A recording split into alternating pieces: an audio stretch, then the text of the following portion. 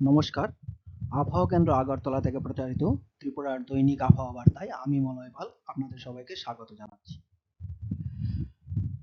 গত ২৪ ঘন্টায় জেলাভিত্তিক বৃষ্টিপাত। গত ২৪ ঘন্টায় ত্রিপুরার সব জেলায় হালকা থেকে মাঝারি বৃষ্টিপাত পরিলক্ষিত হয়।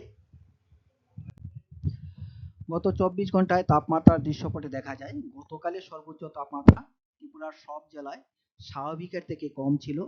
গতকালের সর্বোচ্চ তাপমাত্রা রেকর্ড করা হয়েছে ২৮.১ ডিগ্রি সেন্টিগ্রেড বীরচন্দ্রমনুতে এবং গতকালের সর্বনিম্ন তাপমাত্রা ত্রিপুরার সব জেলায় স্বাভাবিকের কাছাকাছি ছিল। গতকালের সর্বনিম্ন তাপমাত্রা রেকর্ড করা হয়েছে ১৮.৮ ডিগ্রি সেলসিয়াস জুম্পুই হিলের ইডেন লজ।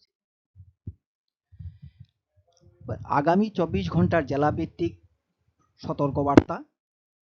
আগামী ২৪ ঘন্টায় ত্রিপুরার পশ্চিম, সিপাহীজলা, ধলাই, ঊনকোটি এবং খোয়াই জেলার ১-২ জায়গায় বজ্রবিদ্যুৎ সহ ঘন্টায় ৪০ থেকে ৫০ কিমি গতিবেগে দমকা হাওয়া এবং তার সাথে ভারী থেকে অতি ভারী বৃষ্টিপাতের জন্য কমলা সতর্কতা জারি করা হয়েছে এবং বাকি জেলার ১-২ জায়গায় বজ্রবিদ্যুৎ সহ ঘন্টায় ৩০ থেকে ৪০ কিমি গতিবেগে দমকা হাওয়া এবং ভারী বৃষ্টিপাতের জন্য হলুদ সতর্কতা জারি করা হয়েছে।